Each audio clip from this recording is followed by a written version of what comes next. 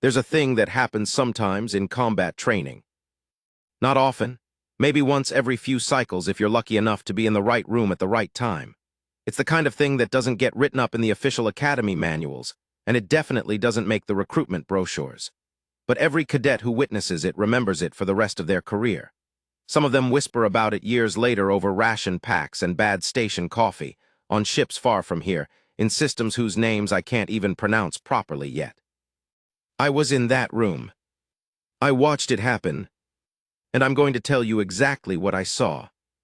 My name doesn't matter much for the purposes of this account, but protocol requires I include it, so Cadet Jalen Osai, 3rd year Human Specialist Observation Track. That last part is important. I'm not a frontline combat cadet. I'm the type who sits in the corner of training halls with a data slate and records what happens for post-session analysis. It means I see a lot. It means I remember details that the fighters themselves often don't, because they're too busy surviving the exercise to notice the small stuff. The small stuff is usually where everything important lies. Let me set the scene properly, because if I just tell you what happened at the end, it won't land right. You have to understand the room. You have to understand the players. You have to understand the particular flavor of arrogance that had been building inside that hall for weeks before everything finally broke apart. Arcturus Orbital Academy sits in the L4 Lagrange point between a gas giant called Marath and its largest moon. It's a massive ring station, not one of the newer sleek designs you see in the recruitment feeds, but an older generation of military-grade construction, the kind built to last 300 years and already halfway through that promise. The walls are thick composite alloy. The corridors are wide enough to move troops through quickly. Everything is functional. Nothing is decorative. The combat training halls on Deck 7 are the largest rooms in the station. High ceilings, nearly 12 meters from floor to the support grid overhead. The training mats are a dark gray polymer composite material that absorbs impact and resists most conventional blade damage up to a certain threshold. There are sensor arrays embedded in the walls that track biometrics, force vectors, speed, and contact pressure during exercises. Everything gets recorded. Everything gets reviewed. The lighting in those halls is always slightly too bright, the kind of institutional brightness that eliminates shadows and makes everyone look equally exposed. There are ventilation ducts that run along the upper walls and make a constant low hum, not loud enough to be annoying, but always present if you pay attention. The air smells like recycled Atmo and faintly of the synthetic lubricant used on the practice weapons racks. I know that room the way you know a place you've spent hundreds of hours in. I know which panel on the east wall has a loose fitting that rattles when the station cycles through pressure equalization. I know that the third row of overhead lights on the north side runs about 4% dimmer than the rest. I know that if you stand in the southeast corner near the observation station, you can sometimes feel a very slight vibration through the floor when the docking bay 2 levels down receives a heavy freighter. I'm telling you this because I want you to understand. I was paying attention. I always pay attention. That's the whole job. Combat Theory and Application, Session 14 of the current cycle. Instructor was Senior Combat Master Dreval, a Vorath, which means he stood about 2.5 meters tall, had 4 arms, dense gray-plated dermal armor along his back and shoulders, and a face that looked like someone had tried to carve a scowl directly into stone and mostly succeeded. Dreval had been teaching at Arcturus for 11 years. He'd served in the Boundary War before that. He had opinions about everything, and delivered them in a voice that sounded like boulders grinding together. The class was mixed species, which was standard for third-year combat courses. You don't get to train only with your own kind past first year. The Academy's philosophy is that if you're going to fight alongside other species, or against them, you need to understand how they move, how they breathe under pressure, what their tells are, what happens to their bodies when they're afraid or angry or exhausted. That session, there were 23 cadets in the room. 12 humans, 4 Vorath, 2 Kelani, those are the tall, 6-limbed insectoid species from the Reach systems, brilliant tacticians but physically quite fragile by galactic standards. 1 Shenkal, which is a methane breather who operates in a sealed environment suit. 2 Drexi, which are amphibious, blue-gray skinned and roughly human-shaped except for their extra-wide shoulder joints and the fact that their knees bend in both directions.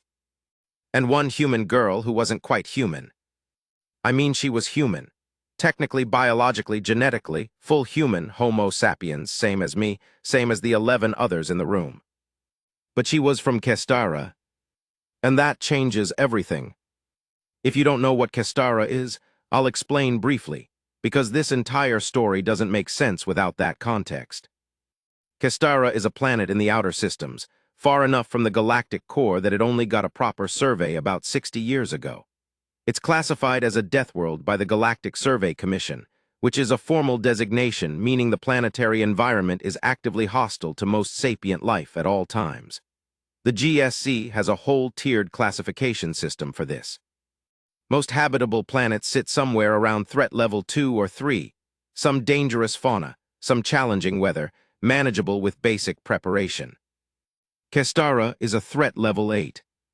Out of 10, the planet has 3 apex predator species, all of them apex in ways that would make conventional military hardware struggle.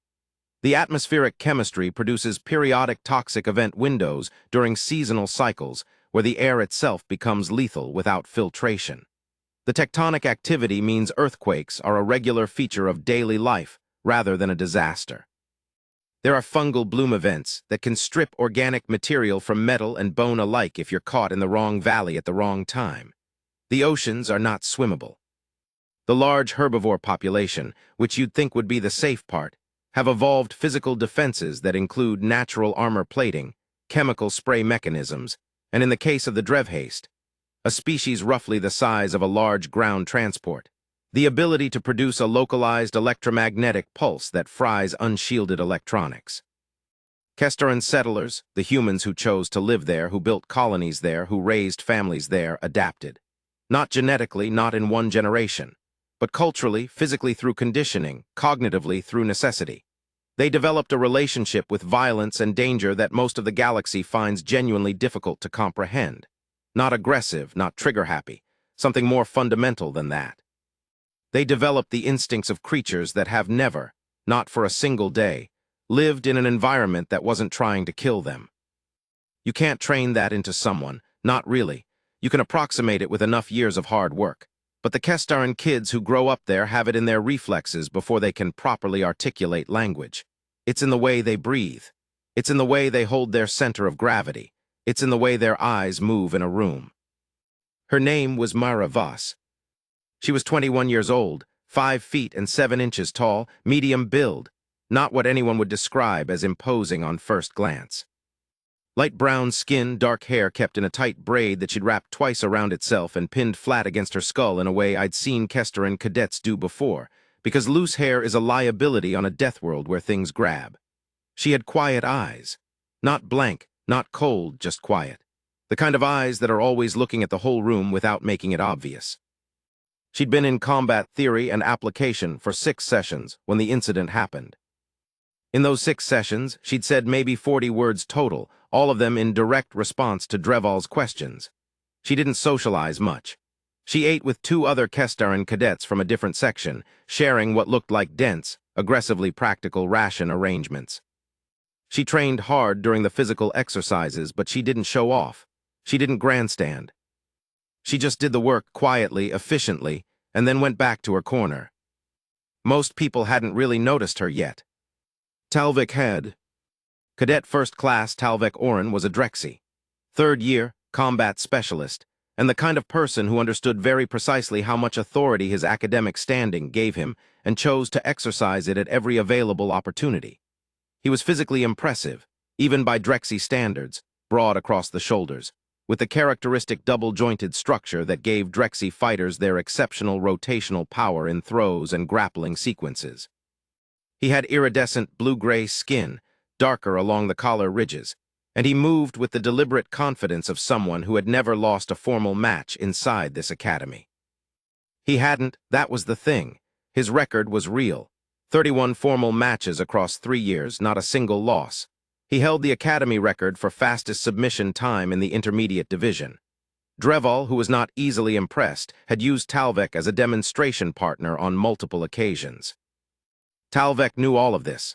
He wore it the way some people wear expensive kit, visibly, intentionally, as a communication to the people around him about his position in the hierarchy. The hierarchy of a combat training hall has its own specific logic. It's not formal rank, that's the administrative structure, and it operates separately. The hierarchy inside the mat is determined by demonstrated physical capability, and it is enforced not through official channels, but through the much older mechanisms of subtle pressure, deliberate pairing choices, and the particular kind of casual dismissal that powerful people deploy when they want someone to understand their place without a direct confrontation. Talvik had been using all three on Mara Voss for the past several sessions. Nothing overt, nothing that would get flagged in a review, just the way he'd sometimes step into her space when moving through the mat. The way he'd sometimes address a general comment to the group, but orient his body toward her in a way that made the comment feel targeted. The way he'd laughed once, not meanly, just dismissively, when she demonstrated a particular grip technique that differed from the academy standard. I'd noticed I write things down, that's the job. What I hadn't anticipated was how it was going to end.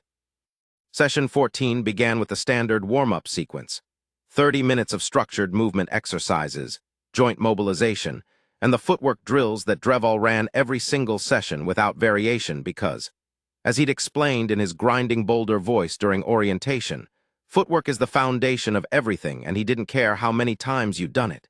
You were doing it again. The warm-up was when I first noticed that something was different about the room's energy that morning. Talvik had been talking to his usual training partners, two other Drexy cadets named Soren and Veth, both of them solid fighters who operated in Talvik's orbit, and there was a quality to the conversation that felt performative in a way that the usual pre-session chatter didn't. Louder than necessary, more directed toward the room than toward each other. I caught a few specific phrases because I was doing my job and paying attention. 5 sessions and not one voluntary sparring sign-up. Probably not used to contact, where someone actually knows what they're doing. Deathworld thing is all environmental survival. It's not the same as combat training. That last one was said at a volume and orientation that was specifically designed to carry to the other side of the mat, where Mara Voss was completing her footwork sequence. I watched her, her footwork didn't change, her cadence didn't break, but something in her eyes shifted just fractionally, the way a sensor array adjusts calibration when a new variable enters the field. She'd heard it. She was processing it. She didn't react, she just kept moving. Deathworld called the warm-up to close at the 40-minute mark. He'd extended it slightly, which usually meant he was working through something in his own head, and transitioned to the practical component. Session 14 was focused on reactive response, specifically, how to handle a grab-and-shove initiation, which is one of the most common opening moves in physical altercations regardless of species, because the biomechanics of most sapient bipeds make it an instinctive aggression signal. The exercise structure was straightforward. Pairs would take turns initiating a two-handed grab and forward shove on their partner. Partner would practice one of 3 certified response techniques: redirect, brace and counterweight, or controlled fall with recovery. Deathworld would circulate, correct form, and provide feedback. Simple, structured, low risk. The pairing assignment was where Deathworld made a choice that I still think about. Whether it was intentional or whether he genuinely didn't read the room well, and Deathworld was not someone who missed social dynamics as a general rule, I can't say with certainty. But he paired Talvik Oren with Mara Voss. He announced the pairs and moved on without comment. I saw Talvik's mouth move in something that wasn't quite a smile. I saw Soren and Veth exchange a look. Mara Voss walked to the center of the mat, took her position, and waited. They began with Mara as the initiator, standard protocol, the alphabetically later name in the pairing initiates first. She performed the grab and shove correctly, textbook form, proper grip placement, appropriate force for a training exercise. Talvik took it, executed a redirect response, and they reset. Then it was Talvik's turn to initiate. He grabbed her shoulders, proper grip, the training form, and shoved. He used more force than the exercise specified. Not dramatically more, not flagrantly more. Just enough that if you weren't watching carefully, you might think it was within the normal variation of training contact. But I was watching carefully, and I had the sensor readouts on my data slate, and the force vector registered noticeably above the training parameter ceiling. Myra absorbed it. She'd chosen the brace and counterweight response. Her feet shifted, her hips dropped slightly. She took the force and dispersed it through her stance. Clean execution. They reset. His second initiation was harder. Measurably harder. I watched the sensor reading tick up another increment.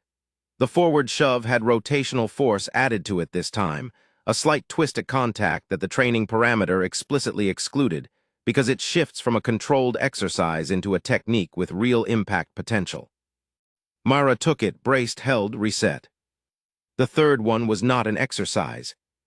I don't know what Talvek thought was going to happen. Maybe he thought she'd stumble and he'd catch her, and it would become a teaching moment that he controlled. Maybe he just wanted to see her flinch. Maybe it was simpler than that. Maybe he just wanted everyone watching to see that she wasn't as unmovable as her silence suggested. He put his full weight behind the third shove. Both hands, forward momentum, the kind of force that in a real altercation would be intended to take someone off their feet. He drove into her like he was trying to move something that didn't want to be moved. Three things happened in very rapid sequence. First, Mara Voss stepped back exactly half a step, not stumbled, stepped. One precise, controlled rearward step that absorbed and redirected his forward momentum. Second, her hands came up and caught his wrists, not grabbed, caught, with a precision that suggested she'd been tracking his hand positions for exactly this moment, and applied a rotational force to his existing momentum rather than opposing it. Third, Talvek Oren, cadet first class, 31 match-winning streak, academy record holder, left his feet. He didn't trip, he didn't slip.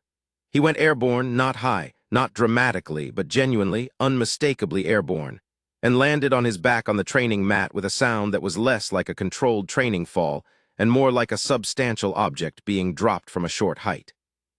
The mat absorbed it. That's what the mat is designed for. But the sound was loud enough that every other pair on the mat stopped. Dreval, who had been at the far end of the hall, turned around. The room was silent for approximately 2 seconds. Then Mara Voss stepped back to the neutral position, hands at her sides, and said, in a conversational tone that carried easily in the sudden silence, "Redirect." Because that was the third certified response technique, the one she hadn't used in the previous 2 rounds. She'd saved it for the one that mattered. Dreval walked across the hall. His footsteps on the mat made that particular sound that large, heavy beings make in quiet rooms, and the sound of them was the only sound in the space, as he crossed from the far end to where Talvek was still flat on his back, looking at the ceiling, with an expression that I would describe as a man trying to reconcile his understanding of the universe, with a fact the universe had just introduced him to. Dreval looked down at Talvek. He looked at Mara. He looked at the sensor array panel on his own data slate, which had been recording the force metrics of every exercise in the room. He said nothing for a long moment. Then he said in that grinding boulder voice, "Voss, walk me through the decision." Mara said, "He altered the exercise parameters on the third initiation. Force exceeded training ceiling by approximately 40%. Rotational addition to the contact. At that force level, brace and counterweight becomes higher risk for the responder than redirect." Dreval said, "You calculated that in real time." Mara said, "I recognized it when the second initiation registered above the parameter. I anticipated the third would be higher. I selected redirect because it uses the initiator's own force rather than requiring the responder to absorb it." Dreval looked at his data slate again. Looked at Talvek, who had sat up by this point but had not yet stood, which I think tells you something about where his mind was. Looked at Mara. He said, "Correct assessment, correct response selection. Technically executed within the certified form parameters for redirect, with an improvised wrist catch on the initiation that is not in the curriculum, but is effective, and I'll be reviewing whether to add it." He paused. He said, "Oren, my office after session." He walked back to the center of the hall and called the rest of the class back to their exercises, as if nothing had happened. But something had happened. Everyone in that room knew it.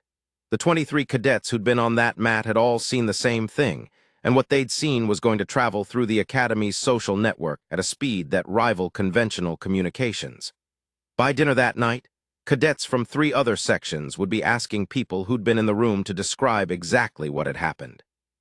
By the following morning, the story would have reached the second-year common rooms. By the end of the week, Senior Combat Master Dreval would receive an informal inquiry from the Inter-Academy Exchange Program Coordinator, asking whether Cadet Voss had been assessed for the Advanced Combat track. I know all of this because I'm the one who records things. And I know what happened in that room after session ended, which is the part of the story that the word-of-mouth version doesn't usually include, because it happened quietly and without witnesses except for me, because I was still in my corner writing up my observation log. Talvik left for Dreval's office without speaking to anyone. His two training partners, Soren and Veth, had the particular energy of people who had witnessed something embarrassing and were trying to decide what their position on it was going to be. Mara collected her gear from the rack near the south wall water container, the compact personal kit that Kestaran cadets always seemed to carry that was denser and more organized than everyone else's, and was heading toward the exit when one of the other human cadets, a third-year named Priya Chakravarti who I'd spoken to a few times, and who was one of the more socially perceptive people in our cohort, fell into step beside her. I couldn't hear what Priya said, she spoke too quietly, but I could see Mara's face, and whatever Priya said, Mara's expression did something interesting. It softened. Not much. Not in a way that would register to someone who hadn't been watching her face for 6 sessions, trying to read the very subtle emotional register she operated in. But it shifted from the careful, neutral watchfulness she maintained in the training environment to something that was almost, briefly, a little tired. She said something back. Priya laughed, not a polite laugh, a genuine one. They walked out together. I finished my log entry. I looked at the empty mat for a moment, and I wrote at the bottom of my observation notes, in the section labeled Incident Assessment. Cadet Voss demonstrated a tactical awareness and execution speed that exceeds the third-year combat curriculum standard. Notably, her response was calibrated. She used the minimum force necessary to conclude the situation rather than the maximum force available to her. Given the planetary conditioning background, this represents significant restraint and suggests a high degree of active control rather than reflexive response. Recommend flagging for advanced track assessment. Also recommend a review of pairing protocols for situations where there is documented social tension between cadets. That was my official observation. What I didn't write in the official log, because it wasn't relevant to the assessment, was the thing I actually couldn't stop thinking about. She'd known on the second shove. She'd recognized the pattern, made the calculation, selected the response, and then waited. She hadn't reacted immediately. She'd let the third one come because she needed it to be unambiguous. She needed the sensor data to record it. She needed the whole room to see it. She hadn't just defended herself. She'd made sure it couldn't be reframed afterward. That's not just combat instinct. That's intelligence. That's a specific kind of intelligence that comes from living in an environment where surviving a situation isn't enough. You also have to survive what comes after the situation. The political part, the social part, the part where the story gets told. She'd been playing the whole game, not just the mat. 21 years old, fresh off a Deathworld, and she was already 3 moves ahead of the room. I closed my data slate. I thought about that for a long time. End of Section 1. Cadet Observer Log, Session 14, Initial Account. Transition Document, Academy Social Record, Informal Network. Okay, so I wasn't in the room. I want to be upfront about that. I'm Cadet Dmitry Volkov, human, 2nd year, General Combat Track, and I'm writing up my own account because about 11 different people have given me 11 slightly different versions of what happened in Deck 7 during the Session 14 exercise. And I figure adding another perspective might actually help the picture rather than muddy it further. Also, I know Mara Voss, a little, enough to have context that I think the room didn't have. We both came up through the Kestara colony network, though from different settlements. She's from the southern plateau region, Bright Hello colony. I'm from the coastal settlement, Port Varn. The coastal settlement is significantly less brutal than the plateau. The plateau doesn't have the ocean trying to eat you, but it does have the Drevhaste migration paths and the eastern fungal corridors, which means the people who grow up there develop a particular relationship with ambush scenarios and reactive combat. When I was told about what happened in Session 14, the third shove, the redirect, Talvik going horizontal, my first reaction was a very specific feeling that I can only describe as, yeah, of course. Not because I doubted the account, but because I know what plateau Kestaran kids are trained in from the time they're old enough to understand instruction. And trained is maybe the wrong word. The plateau communities don't have formal combat academies. What they have is a comprehensive, constant, absolutely no exceptions education in situational awareness, threat assessment, force calibration, and response selection that begins in early childhood, because if it doesn't, you don't survive the plateau. Mara grew up learning how to read the body language of creatures that weighed 4,000 kilograms and could move at 60 kilometers an hour. She grew up learning how to identify the early pressure change signs that precede a fungal bloom event. She grew up learning how to move through terrain that could kill her in 17 different ways before noon without making mistakes, because there's no margin for mistakes on the plateau. A Drexy cadet who'd never lost a training match inside a controlled academy environment with sensor arrays and safety parameters. I mean, she probably went through the first few sessions actively stopping herself from reacting the way she'd been conditioned to react, because her conditioned responses were calibrated for threats several orders of magnitude beyond anything in the curriculum. The shove that sent Talvik across the mat? That wasn't her using everything she had. That was her using the minimum required for the situation. I know Kestar in plateau combat. What she would do if she was genuinely afraid or genuinely threatened is a different conversation entirely. But here's the thing that matters, and the thing that I think the other accounts are missing. I ran into Mara in the cafeteria 2 days after session 14. She was with Priya, who I also know slightly, and they were in the middle of what looked like a comfortable conversation over the kind of high-density ration pack that Kestar and cadets eat instead of the normal academy menu, because the caloric load is different when your body is conditioned to the metabolic demands of a Deathworld. I sat down nearby, were acquaintances enough that it wasn't odd, and eventually the conversation drifted to the session. I asked her about it directly. I'm Kestarin, we talk about things directly. She thought for a moment, then she said, he was testing something, I understood what he wanted to know. I figured I should give him an accurate answer. Priya said, that's a very calm way to describe it. Myra said, it wasn't complicated, he wanted to know if I was someone who could be pushed around. I answered the question, now he knows. She paused, and then she said something that I think is actually the key to understanding the whole incident. She said, the thing I keep thinking about is that he expected the answer to be yes. He was surprised when it was no. And I don't understand that. On Kestara, you don't shove things unless you know exactly what's going to happen when you do. You assess first. You don't test an unknown variable with a high-force experiment. She wasn't angry when she said it. She wasn't triumphant. She was genuinely, quietly puzzled. The way someone is puzzled when they encounter a logical gap that they can't quite close. On Kestara, you don't poke dangerous things to find out if they're dangerous. You assume everything is dangerous until you have very specific evidence otherwise, and you treat that evidence carefully and with appropriate skepticism because the plateau does not forgive poor assessment. Talvik had poked the unknown variable.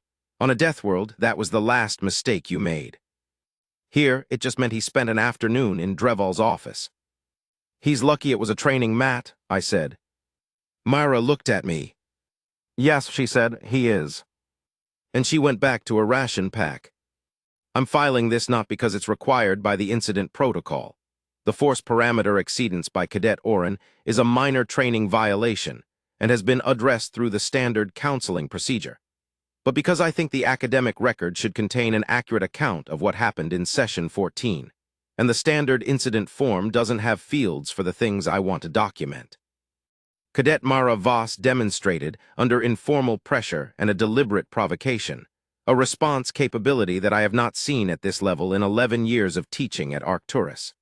I want to be specific about what I mean by that, because she handled the situation well undersells it. What Cadet Voss showed was not raw physical capability. She has that, obviously. Kestaran physiology under plateau conditioning is a documented subject, and the literature is clear on what it produces. But raw physical capability without calibration is just a different category of problem in a training environment. What she showed was calibrated response selection under real-time pressure, which is the thing that separates a dangerous person from an effective combatant. She used redirect. She used it correctly. She applied it at the appropriate moment with the appropriate force for the situation, not the maximum she could have generated, not the minimum that would have been technically sufficient, but the specific amount required to produce the outcome she'd chosen. Talvik landed hard enough to make it unambiguous and get recorded by every sensor in the room. He didn't land hard enough to sustain injury. That's not accident, that's precision. She also, and this is the part that I think deserves documentation, made her decision reasoning verbally explicit when I asked for it, in a way that was technically correct, professionally composed, and entirely without emotional escalation. A cadet who'd just been shoved past training parameters by a higher-ranked opponent and had responded effectively had every legitimate reason to be defensive, or elevated, or even a little satisfied. She was none of those things. She was simply accurate. I am recommending Cadet Voss for the Advanced Combat Application track, effective next cycle, pending her agreement. I am also noting for the record that I am revising my assessment of the Session 14 pairing.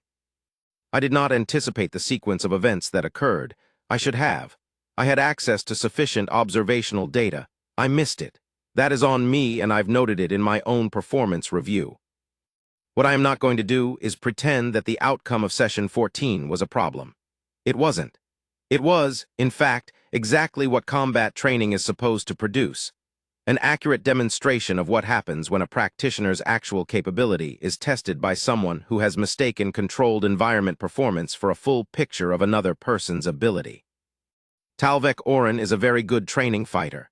He is, as of Session 14, somewhat better educated about the difference between training performance and combat capability. This will make him a better officer eventually. Myra Voss showed me something I'll be thinking about for a while. That's what I wanted on record. Senior Combat Master Dreval, Arcturus Orbital Academy, Deck 7. The thing about a moment that changes a room is that the room doesn't go back to what it was. Not all the way, not completely. You can reopen the training hall the next morning and run the same drills and have people pair up and go through the same forms, but the space has a different texture now. Everyone in it knows something they didn't know before. And knowledge, once it exists, reorganizes the way people relate to each other. Session 14 was a Tuesday. Session 15 was Thursday, 2 days later, and I want to tell you what was different about Thursday because it explains what happened over the following 3 weeks, and why, by the end of this account.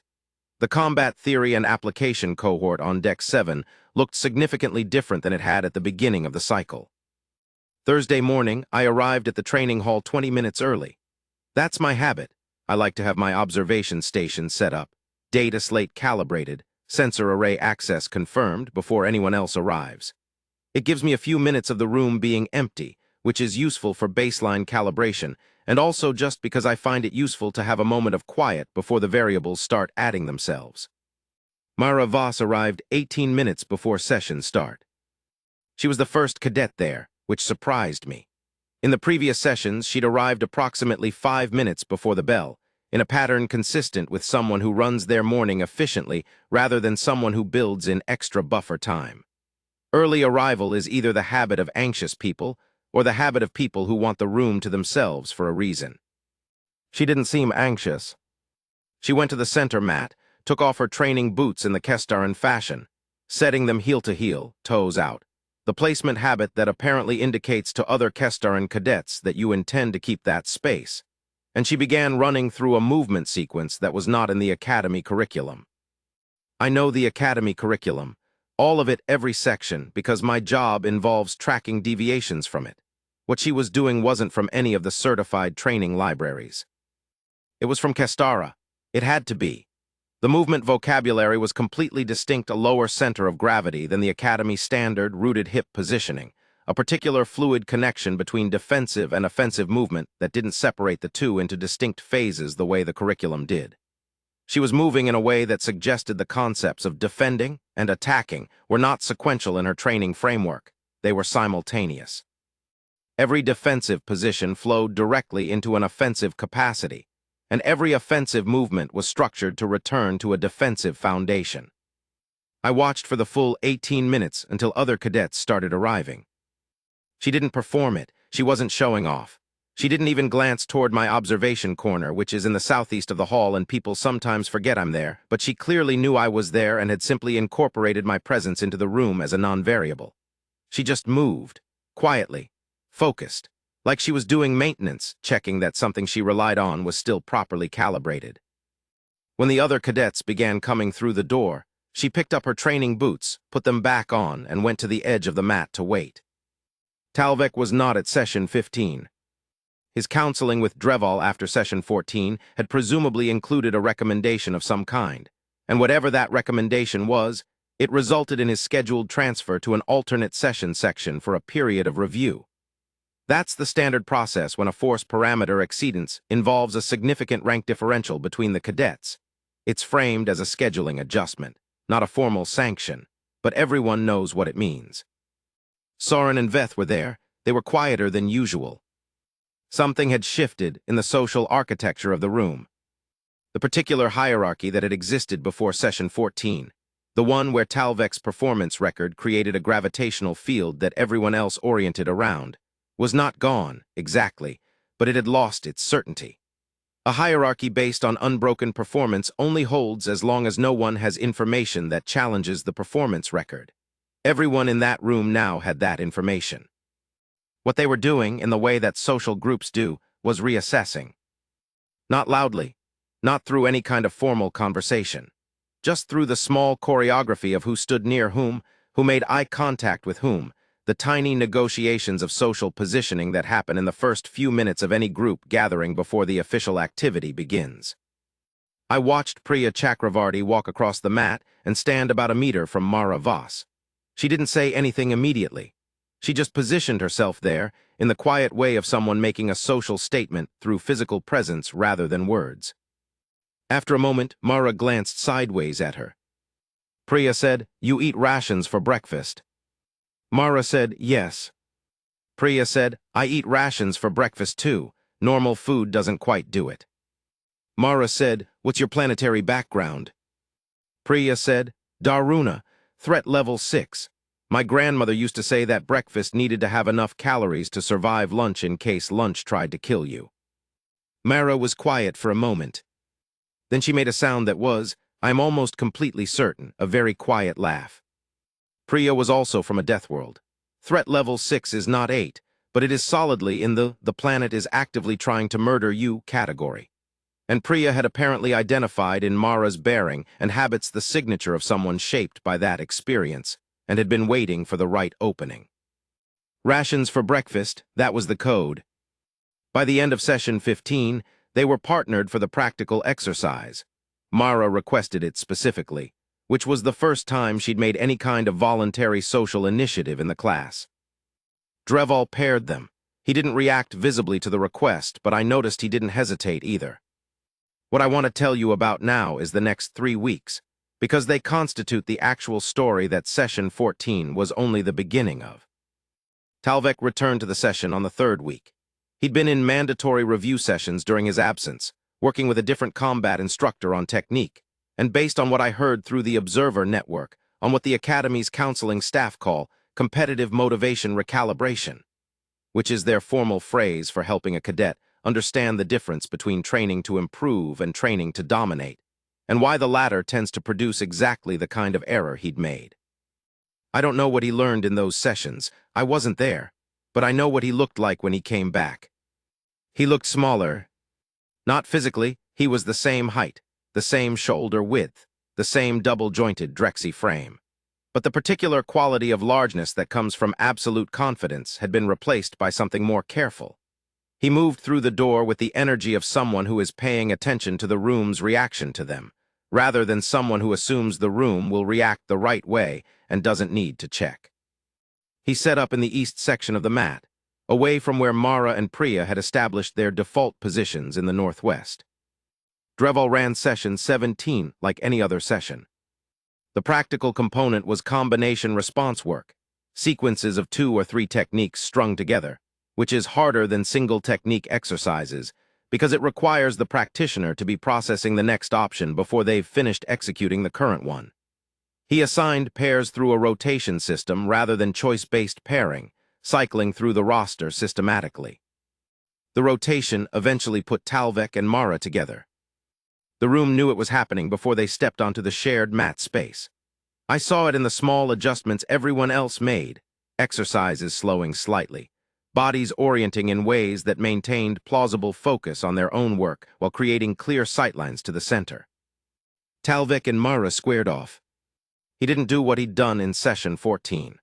Whatever had happened in those review sessions had reached him. Or maybe he'd had 2 weeks to sit with the data slate readout from session 14 that showed exactly where and how much he'd exceeded the training parameters, and he'd done his own accounting. He initiated within parameters, clean form, certified grip, textbook force. She responded with a redirect, different from the session 14 version, the standard curriculum form rather than the improvised wrist catch version, and it worked exactly as designed. They ran the sequence 4 more times, alternating initiator and responder, and it was correct and professional and completely unremarkable. At the end, they both stepped back to neutral. Talvik said something. I was too far away to hear it. Mara looked at him for a moment, then she said something back, then she went back to her position. I waited until after session to find out what had been said, because I knew Priya would know she was close enough to hear, and I know Priya well enough to ask. He had said, that was a better response than I would have made in your position. She had said, you'll make better assessments than that now. It wasn't an apology. It wasn't forgiveness. It was 2 people who understood the logic of controlled environments and force calibration speaking to each other in the vocabulary of people who take their training seriously. She wasn't interested in his contrition. She was interested in whether he'd become more accurate. That was it. That was the resolution right there. No drama, no lingering hostility, no reconciliation scene. Just here is what I know about where we are. Are you updated? Good, let's work. This is the part where I want to talk about what Mara Voss actually became in that room over the following weeks, because it isn't what you'd expect if you're mapping the story onto familiar frameworks. She didn't become the person who'd beaten Talvik.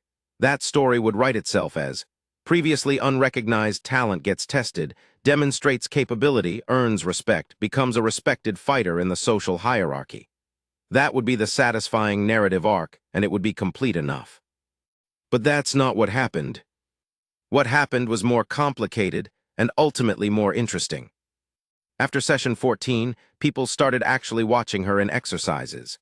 Not in the way they'd occasionally glanced at her before, the passive peripheral awareness of another body in the room. Actually watching. Because she'd shown them something they hadn't known to look for, and now that they knew it existed, they couldn't unsee it. What they saw when they started paying attention was that she was doing something different in every session. Not different in the sense of deviating from the curriculum. Her technique stayed within the certified parameters because she understood why those parameters existed in a training environment and she respected the logic of them. But she was using every session to test something specific.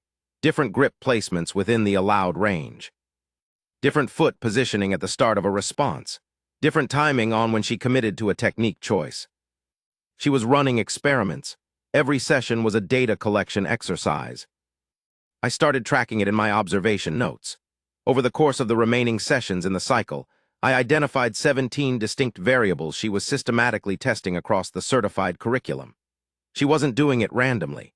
She was running something close to a methodical assessment of which technique variations produced the best outcomes under which specific conditions, opponent size, momentum direction, initiation timing, floor surface variation. I'd been in that room for 3 years. I'd never seen a cadet do that. People trained, they practiced, they improved. But they improved by repeating what worked, not by deliberately varying controlled variables to generate comparative data. She was treating combat training like field research. I asked her about it eventually. This was around session 19. I was collecting my data slate after everyone else had filed out and she was doing her end-of-session boot removal thing, and I just said directly because she seemed to respond better to direct. You're testing variables systematically. I've been tracking it. Can I ask what you're looking for? She looked at me for a moment, the Quietai assessment. She said, on Kestara, the environment changes. What works against a Drevhaste coming from the left on a flat approach doesn't work against the same animal on an uphill approach. What works in dry air doesn't work when humidity affects your grip traction. You can't practice one configuration and expect it to cover every situation. So you practice the underlying variables and you practice adapting them. She paused. The academy curriculum teaches forms, she said. I'm learning where the forms come from. I wrote that down. Word for word, the way I almost never do with conversational exchanges. because it felt like the most accurate description I'd ever heard of what deep skill actually looks like versus surface performance. The forms and where they come from. Most people learn the form. She was learning the physics, the biomechanics, the logic that the form was built to express, so that she could reconstruct it from first principles in any configuration the situation produced. That's a different kind of learning. It takes longer to demonstrate, and it's less impressive in a controlled sparring context. But in a real situation, where the configuration is never the one you practiced for, it's everything. By session 20, the social architecture of the room had reorganized itself around something I can only describe as genuine curiosity. The cadets who'd initially been oriented around Talvek's performance record, not because they particularly liked him, but because excellence in the room creates its own gravity, had reoriented. Not toward Mara, not in the same way. It wasn't about performance record. It was something more like, there's someone in this room who's doing something we don't fully understand yet, and that's more interesting than watching someone confirm their existing record. Soren, who was probably the more thoughtful of Talvek's two training partners, started positioning themselves near Mara's side of the mat during partner choice exercises. Not requesting her as a partner directly, they knew better than to approach it that way, but being available in a way that made the pairing possible if Dreval's rotation landed there.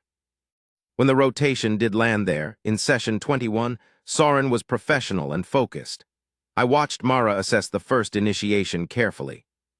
Soren was a fundamentally different physical opponent than Talvek Adrexi with different body weight distribution, slightly different momentum signature. I could see her calibrating in real time. The adjustment took about 4 seconds to complete, and then she ran the exercise with exactly the right adaptation for the different opponent. After the session, Soren told another cadet, I know this through the observer network, not direct witness.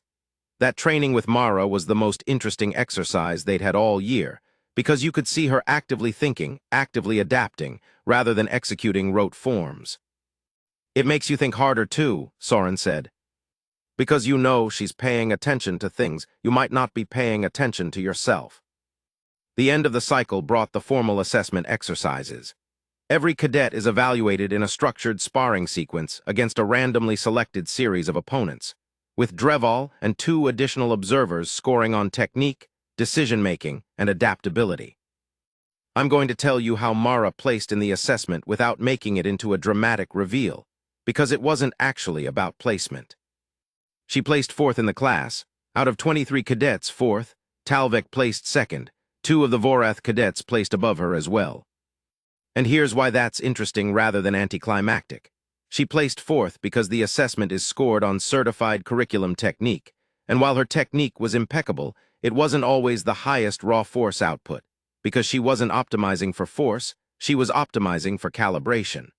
The scoring rubric doesn't have a full category for calibration.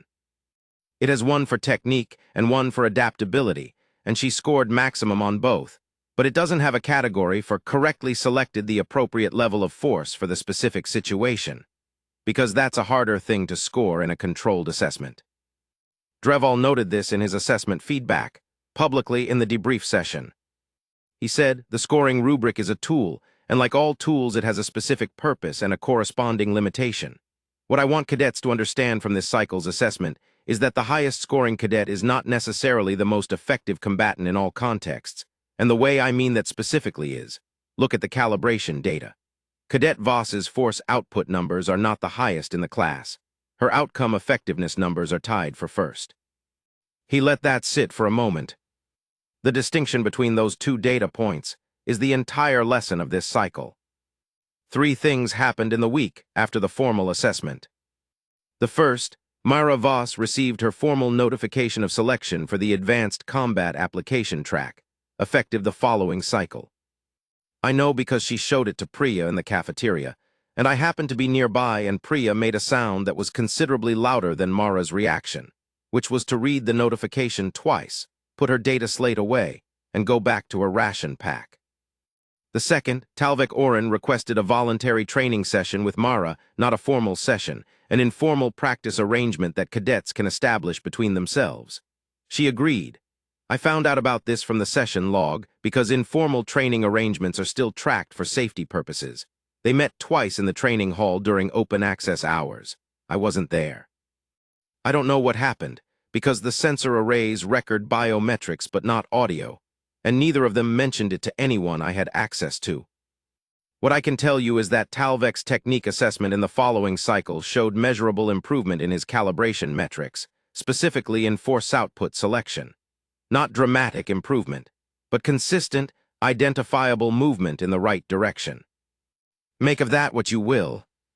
The third thing, during the last open access period of the cycle, I arrived at the training hall for my routine equipment check and found Mara Voss in the center of the mat, running her Kestaren movement sequence. The one from before session 15. The one I'd watched alone in the empty hall. She heard me come in. She knew I was there. She didn't stop. After a few minutes, she said, without looking up from the sequence, "You watched that whole time before 15. I said, yes.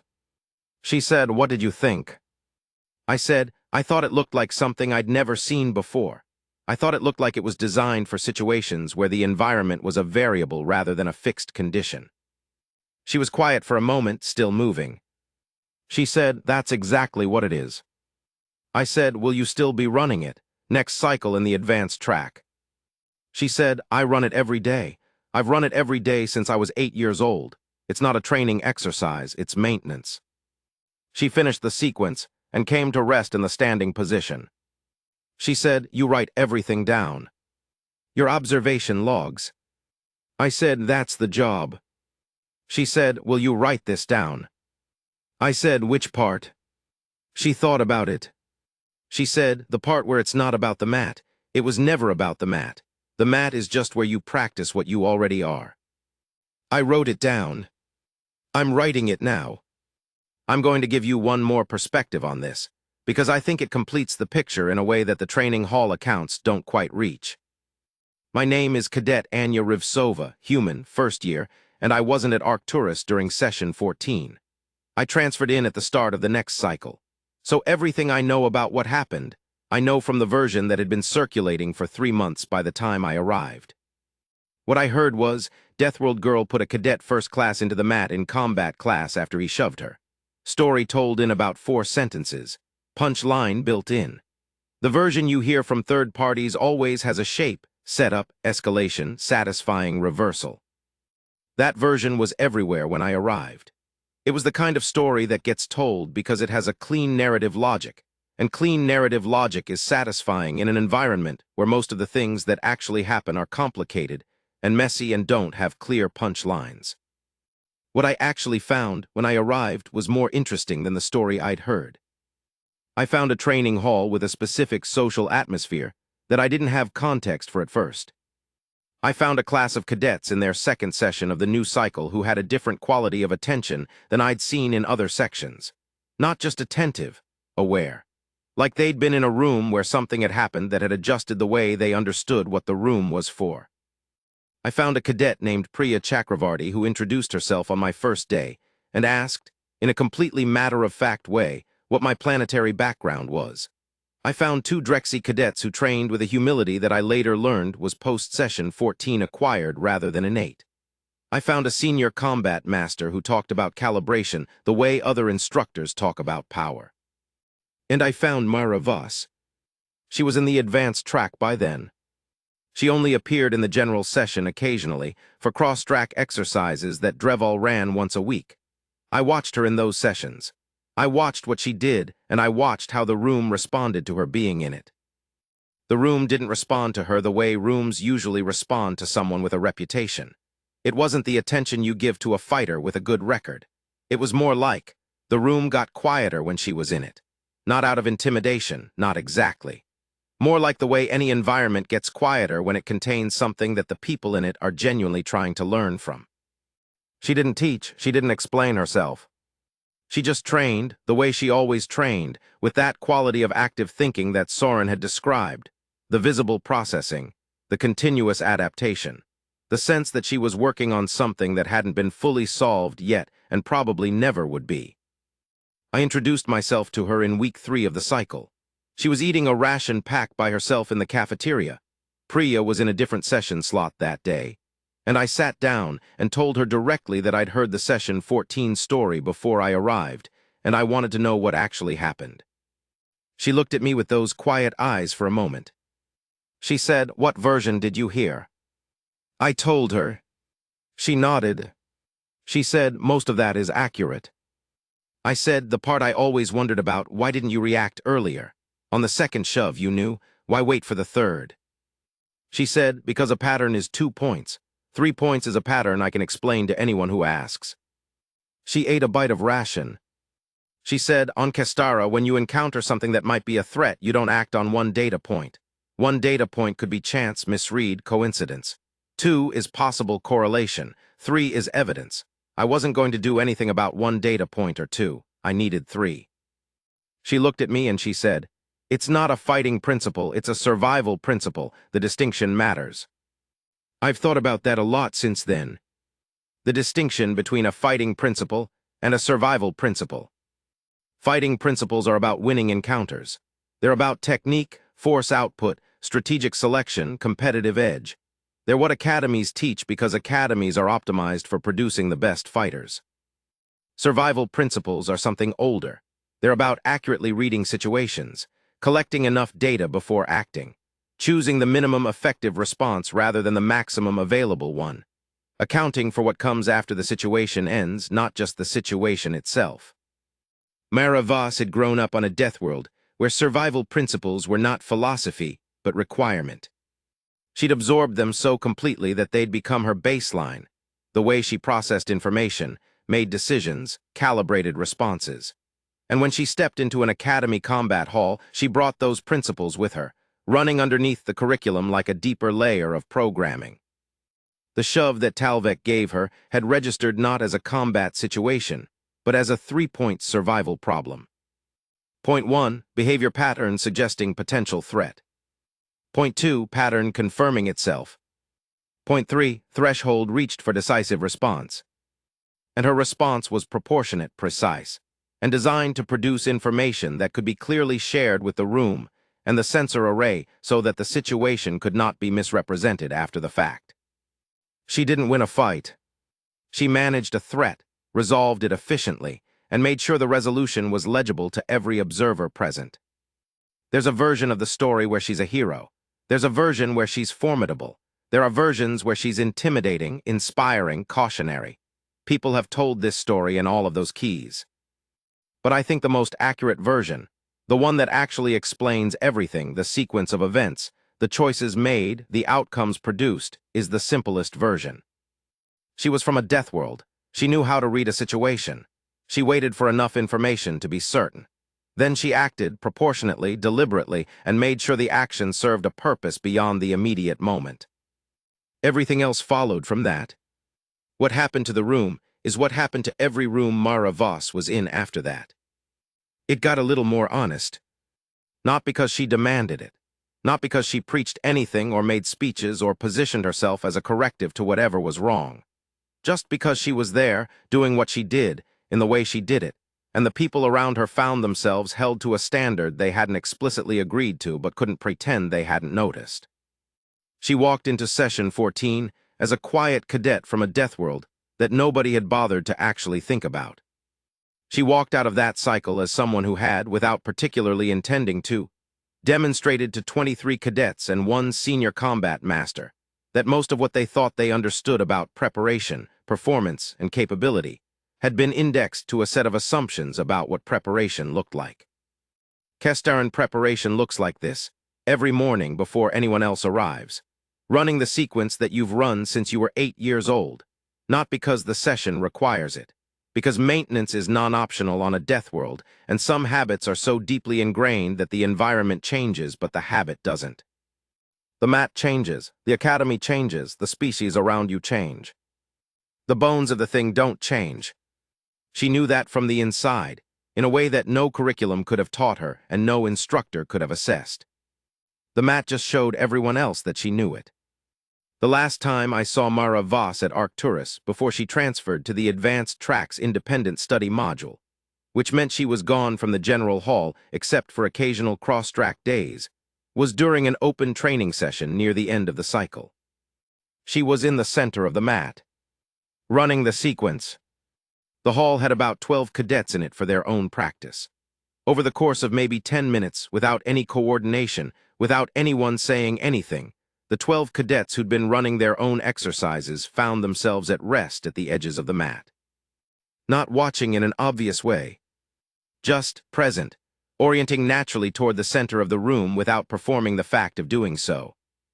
Mara moved through the sequence, low, rooted, fluid, the language of a body that had never had the luxury of wasted motion, where every position was simultaneously a defense and a preparation for what came next, where the logic of survival ran through every joint angle and contact point and weight distribution. When she finished and came to rest, the room was quiet. Nobody applauded, nobody said anything. It wasn't that kind of moment. She picked up her training boots. She looked around the room once briefly at the 12 cadets who hadn't been watching but had been watching. She didn't smile. She didn't acknowledge it overtly. She just put her boots on and walked toward the door. At the threshold, she stopped. She said, not loudly but clearly in the quiet room, "You don't get to Kestara's surface by being the best fighter. You get there by never being wrong about what you're standing on." Then she left. The room stayed quiet for a few seconds after she was gone. Then slowly, the cadets went back to their own exercises. But something in how they moved had changed. Something in the quality of attention they brought to their own footwork, their own grip placements, their own breathing. Something they probably couldn't have articulated and probably didn't try to. Some lessons don't need words. Some things you just know once you've been in the room when someone shows them to you. You don't get there by being the best fighter. You get there by never being wrong about what you're standing on. I'm a third-year observations specialist, and I record what happens in training halls for a living. I've never written an account before that I wanted to follow with silence, but this one, I think, earns it. So, silence.